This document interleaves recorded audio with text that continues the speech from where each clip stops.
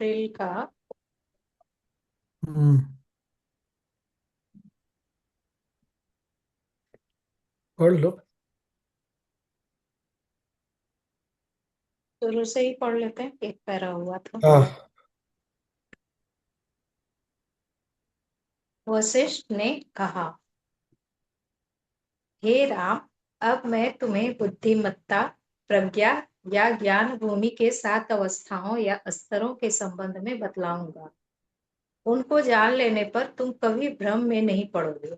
पहली अवस्था शुद्ध इच्छा या संकल्प, दूसरी अनुसंधान, तीसरी अवस्था वह है जब मन सूक्ष्म हो जाता है, चौथी सत्य में अवस्थिति, पांचवी है आसक्ति या बंधन से पूर्ण मुक्ति, छठी है वस्तुनिष्ठा की समाप्ति और सातवीं स्थिति उक्त सबसे परे की स्थिति।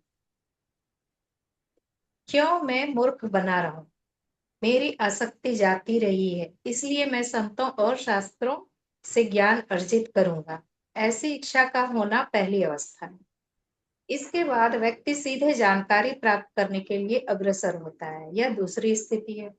इसके बाद इसमें अनासक्ति का भाव जागृत होने लगता है और मन सूक्ष्म और पारदर्शी होने लगता है, यह तीसरी अवस्था है। इन तीनों अवस्थाओं में साधक की प्रगति होने पर उसमें इंद्रिय जनित सुखों के प्रति विमुखता और सत्य के प्रति स्वाभाविक आस्था होती है, यह चौथी अवस्था है। जब इन सब में साधक की पैठ हो जाती है तब पूर्ण रूप से अनासक्ति उत्पन्न होती है और साथ ही सत्य की प्रकृति में निष्ठा भी, यह पांचवी अवस्था है। इसके उपरांत व्यक्ति अपने आत्म सुख में मग्न हो उठता है और विविधता संबंधी आंतरिक तथा बहिर्गत अवधारणाओं का क्षय हो जाता है और व्यक्ति दूसरों की प्रेरणा से जो प्रयास करता है उससे प्रत्यक्ष आध्यात्मिक अनुभव के क्षेत्र में परिणाम दृष्टिगत होने लगता है। इसके बाद न सहायता की आवश्यकता रहती है और न द्वैत और विविधता ही शेष रहती है और ज्ञान सहज प्राकृतिक और अखंड रूप से प्राप्त होने लगता है, यह सातवीं अवस्था है। यह इंद्रियातीत अवस्था है। यह ऐसे व्यक्ति की अवस्था है जो इस लोक में रहते हुए अपने को मुक्त कर चुका है। इसके बाद की अवस्था उसे प्राप्त होती है जिसमें वह शरीर के भी परे जा चुका होता है। हे राम, इन अवस्थाओं तक पहुंचने वाले महान लोग संत महात्मा होते हैं। ये मुक्त होते हैं तथा सुख और दुख की दलदल से अलग रहते हैं। ये कुछ करते धरते भी रहते हैं और पूर्णतः अक्रिय भी होते हैं। ये आत्मा से आनंद प्राप्त करते हैं और दूसरों को प्रसन्न करने में बाधक या साधक नहीं होते। चेतना की सर्वोच्च अवस्था सभी प्राप्त कर सकते हैं, पशु भी प्राप्त कर सकते हैं और आदिवासी जो शरीरी हैं अथवा जिन्होंने शरीर त्याग दिया होता है वे भी इस अवस्था को प्राप्त कर सकते हैं, क्योंकि इस अवस्था को प्राप्त करने के लिए मात्र ज्ञान चाहिए। निश्चय ही जो चेतना की सर्वोच्च अवस्था प्राप्त करते हैं वे महान लोग होते हैं, वे वंदनीय हैं। उनकी तुलना में सम्राट भी घास की पत्ती के समान होता है, क्योंकि वे लोग यहाँ और अभी मुक्त हो जाते मतलब संभावना तो हम सबके पास है। हैं। पशु के पास है तो हम लोग के पास तो है। पढ़ लो, आगे पढ़ लो।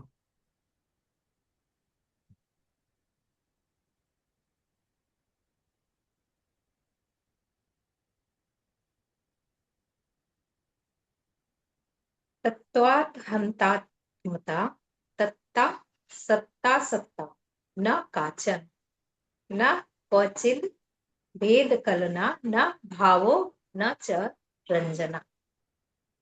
वशिष्ठ ने आगे कहा, आत्मा अज्ञानवश अहम पूर्ण सत्ता की कल्पना वैसे ही कर लेती है जैसे स्वर्ण अपनी स्वर्णता को भूल जाता है, अपने को अंगूठी मान बैठता है और फिर रोता कलपता है, हाय मैं अपनी स्वर्णता खो बैठा हूँ। राम ने पूछा, हे महर्षि, आत्मा में ये अज्ञान और अहम कैसे उत्पन्न होता है? वशिष्ठ ने उत्तर दिया, व्यक्ति को वही प्रश्न पूछने चाहिए जिनका संबंध वास्तविकता से हो, न कि अवास्तविकता से। जब सुनार अंगूठी बेचता है तो वह सोने को तौलता है, क्योंकि वह सोना है। यदि कोई अंगूठी में अंगूठीपन की चर्चा करे अथवा असीम चेतना में ससीम चेतना की चर्चा करे। असीम और ससीम क्या हुआ? ससीम। ससीम मतलब छोटी, सीमित। ओह। असीम मतलब जिसका सीमा नहीं, ससीम मतलब जिसका सीमा है। यदि कोई अंगूठी में अंगूठीपन की चर्चा करे अथवा असीम चेतना में ससीम चेतना की चर्चा करे तो उसकी तुलना बांझ औरत के पुत्र से ही की जानी चाहिए। अवास्तविक की सत्ता अवास्तविक होती है। अवास्तविक की सत्ता अवास्तविक होती है। यह अज्ञान जनित होती है और जब इसके संबंध में जानकारी प्राप्त कर ली जाती है तो यह लुप्त हो जाती है। अज्ञान के कारण ही सीपी की भीतर परत में चांदी का भ्रम होता है, परंतु यह चांदी क्षण भर के लिए भी टिकाऊ नहीं होती। जब तक सीपी की सच्चाई का बोध नहीं होता तब तक भ्रम बना रहता है। जिस प्रकार कोई बालू से तेल नहीं निकाल सकता और जिस प्रकार कोई अंगूठी से मात्र सोना ही निकाल पाता है, उसी प्रकार इस ब्रह्मांड में दो वस्तुएं नहीं, एक असीम चेतना ही है जो सभी नामों और रूपों में दिखाई देती है। क्या मतलब है सब? क्या बात है! क्या मतलब क्या? इतना सुंदर बोल रहे हैं कि तुम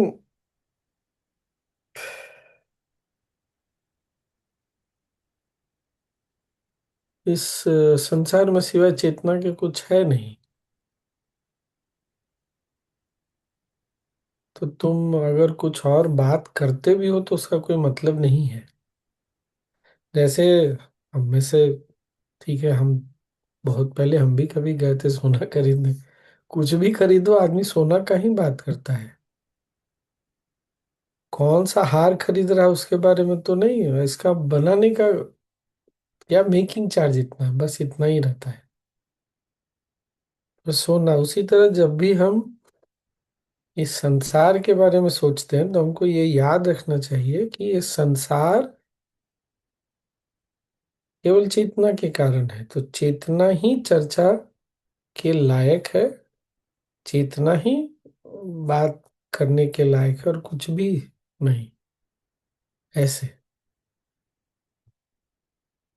अज्ञानता में, जैसे वो सीप में चांदी दिखता है, वो अज्ञानता में दिखता है बोल रहे हैं। जैसे ही पता चलता है, आदमी सजग होता, पता है इसमें चांदी नहीं है।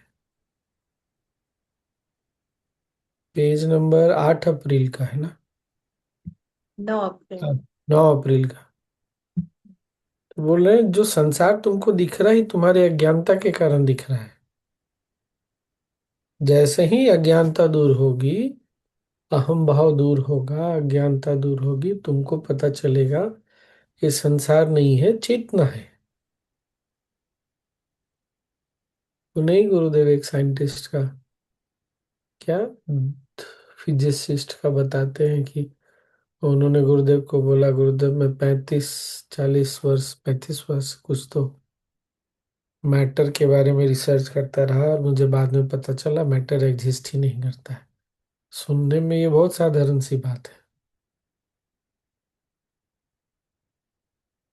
जिसने 35 वर्ष, 30 35 जो भी लगाया, और वो आज बोल रहा है कि पदार्थ बोल के कुछ है ही नहीं सृष्टि में। हम भी रिसर्च ही कर रहे हैं, एक दिन इसी के हमको भी समझ में लिए आएगा। क्या? इसी के लिए ये एग्जाम्पल है, जिस मतलब बालू से तेल निकालने वाला जो है हम्म। ही। चेतना।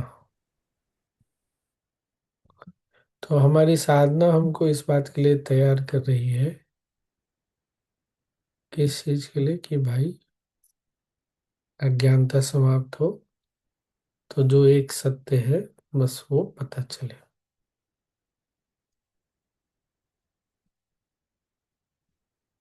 ये खत्म हो गया ना ये पेज? नहीं, हम्म। पढ़ो पढ़ो। नीरे हाँ, अज्ञान। हाँ, कुछ बोल पढ़ो रहे हैं। पढ़ो, आगे और भी अच्छा है, पढ़ो। नीरे अज्ञान की कुछ ऐसी ही प्रकृति भ्रांति और संसार चक्र की भी है। अहम की भ्रामक धारणा भी बिना वास्तविक सत्ता के है। यह अहम असीम आत्मा में नहीं होता। असीम आत्मा में न कोई कर्ता होता है, न समय, न सत्ता, और न विनाश ही होता है। न श्लोक का अर्थ है, न तुम होते हो, न मैं होता हूँ, न आत्मा होती है, न कोई और होता है, न कुछ सत है, न कुछ असत है, न द्वैत की धारणा होती है, न सोच विचार की, और न सुख भोग।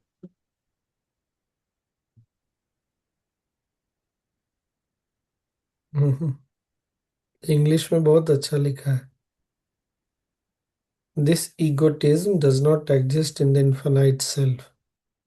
In the infinite self, there is no creator, no creation, no worlds, no heaven, no humans, no demons, no bodies, no elements, no time, no existence, and no destruction.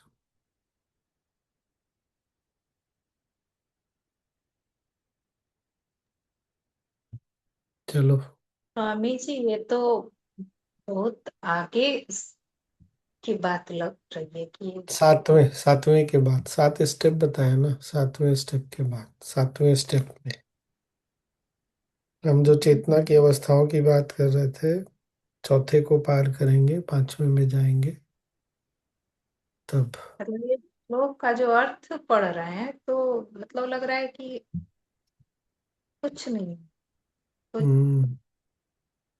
ना आत्मा इंग्लिश, होती है, ना कोई और होता है। ये हाँ, इंग्लिश में क्या लिखा है? No you, no I, no self, no that, no truth, no falsehood, no notion of diversity, no contemplation and no enjoyment.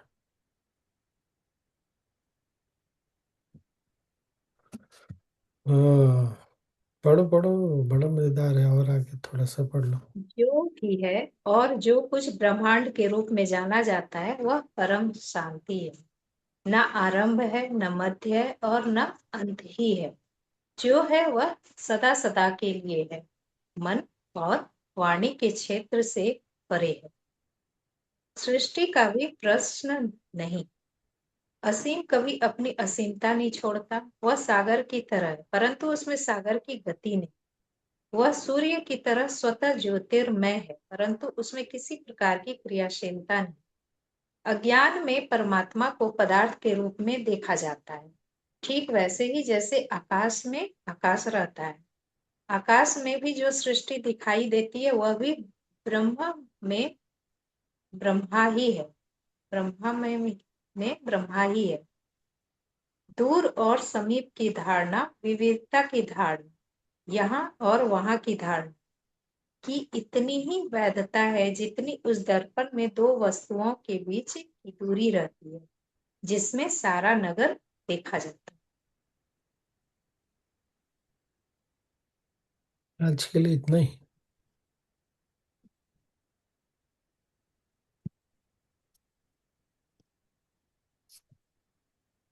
उस अवस्था में ना तो फिर हमको मृत्यु,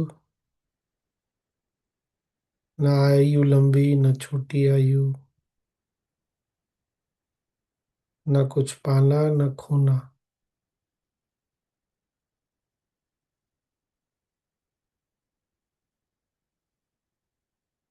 वो अवस्था पहुंचने लायक, पाने लायक।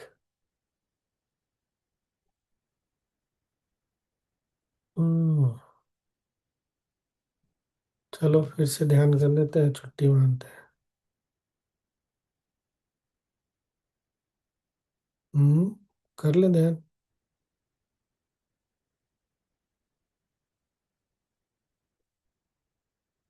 टाइम तो है हमारे पास।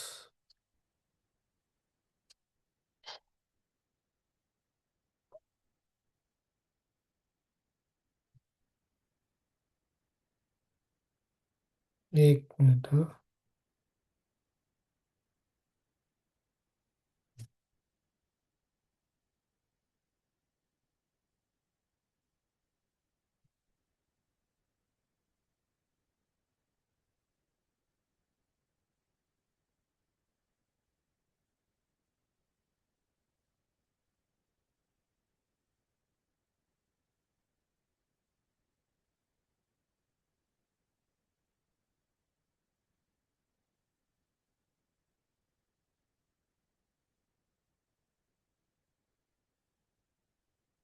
हम्म। ओ। अच्छा, 7:30 से। आज गुरुदेव फाइनली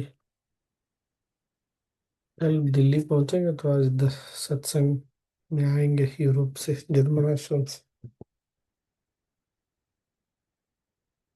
चलिए ध्यान कर लेते हैं।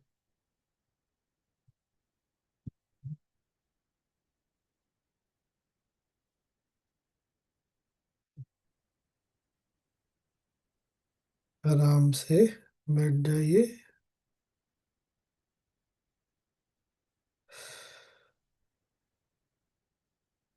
आंखें बंद कर लीजिए।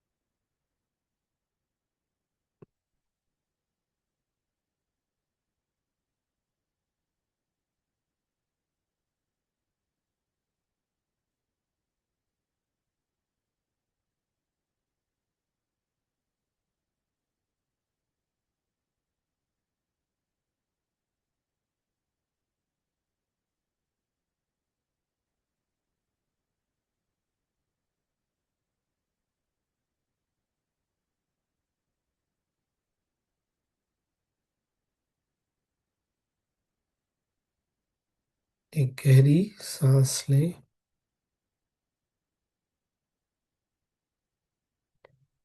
छोड़ते हुए कंधों को ढीला छोड़े। फोरहेड, ललाट को ढीला छोड़े।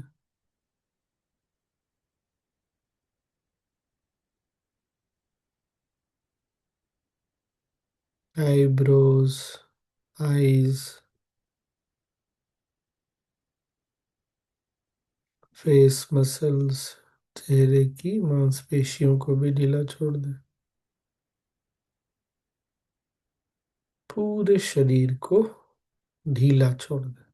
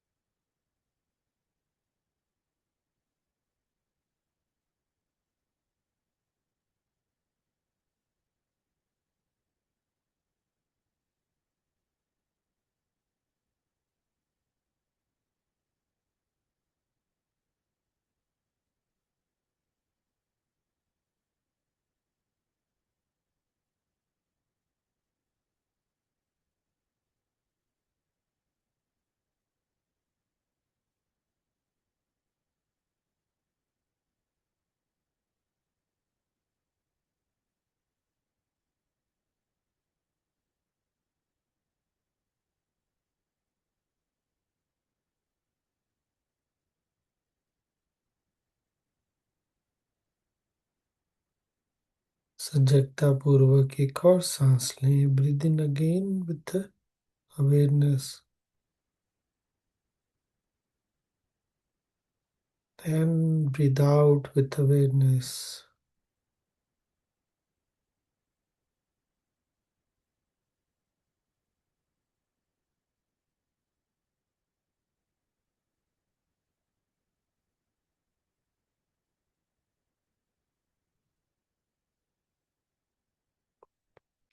Observe the natural flow rhythm of the breath.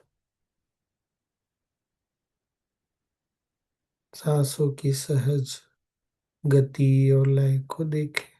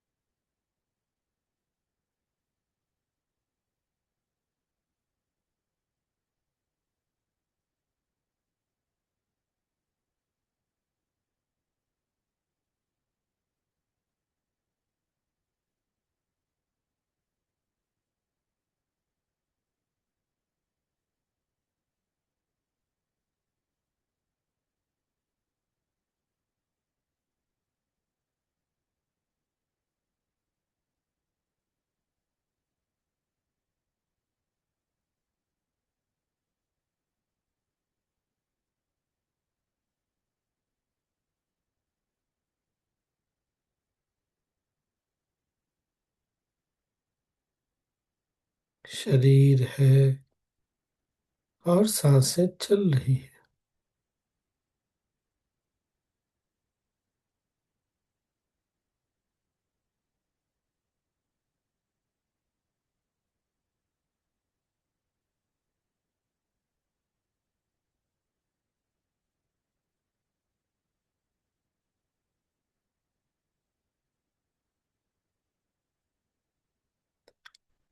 इस सत्य के प्रति सजग हो जाएं कि सांसें स्वतः चल रही है।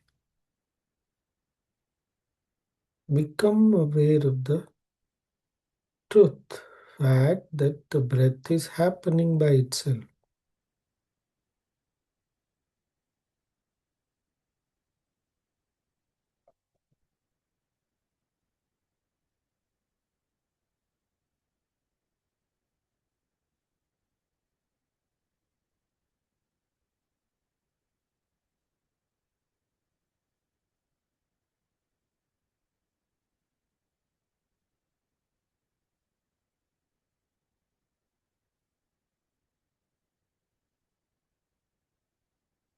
Be aware of this happening.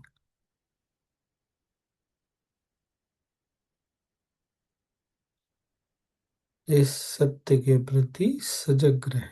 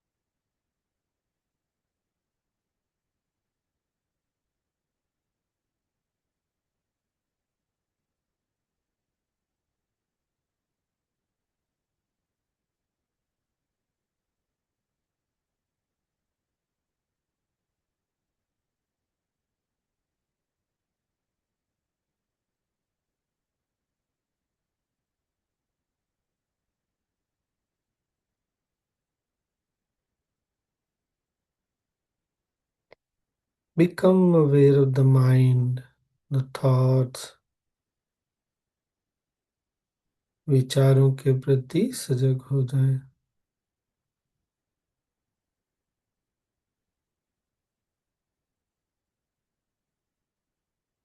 विचार स्वतः आ रहे हैं और जा रहे हैं।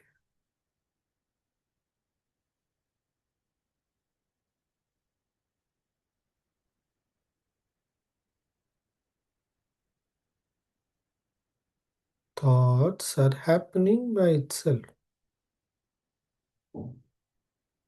Become aware of this also. मन में जो कुछ भी हो रहा है, घटित हो रहा है, उसके प्रति भी सजग हो जाए।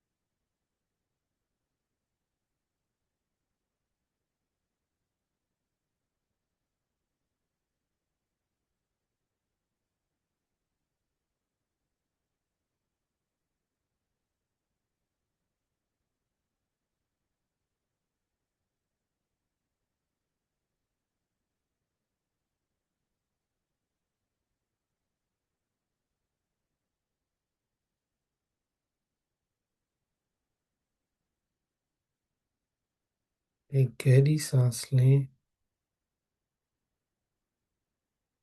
छोड़ें।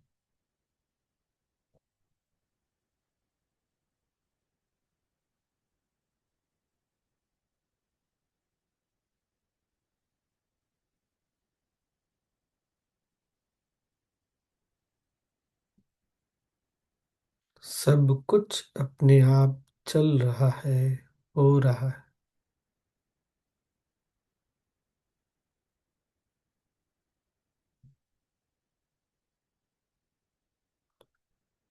इस जीव रूप में आने के पहले भी हो रहा था, अभी भी है और आगे भी चलता रहेगा।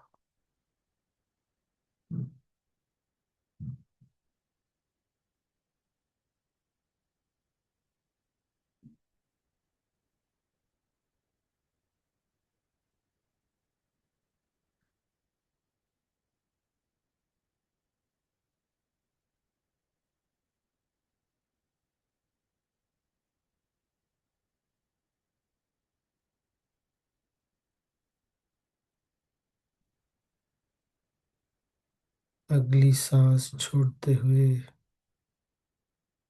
सब कुछ छोड़ दें, कंधों को ढीला छोड़ दें और विश्राम करें।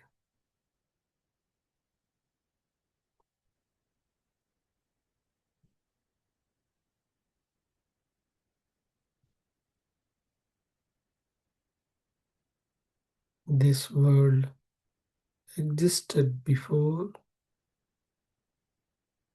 this form came into existence. It is here and now and will continue so.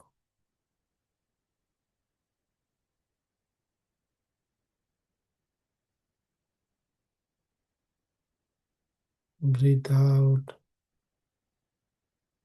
and relax more and more.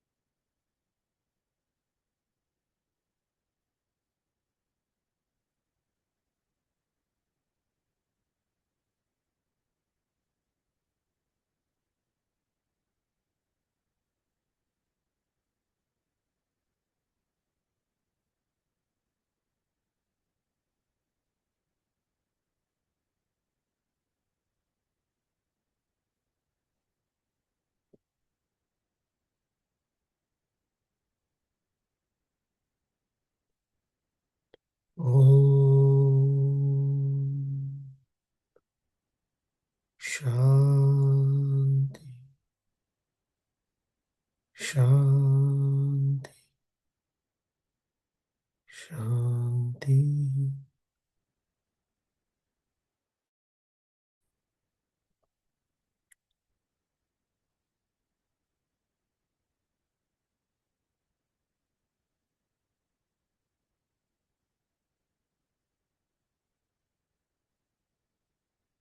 Breathe in again. सांस लें। एंड ब्रीथ आउट, छोड़े।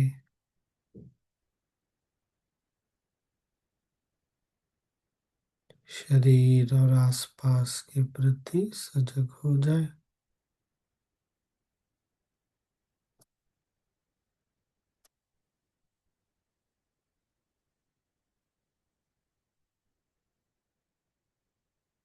और धीरे धीरे जब भी कंफर्टेबल फील होता हो, आंखें खोल सकते हैं।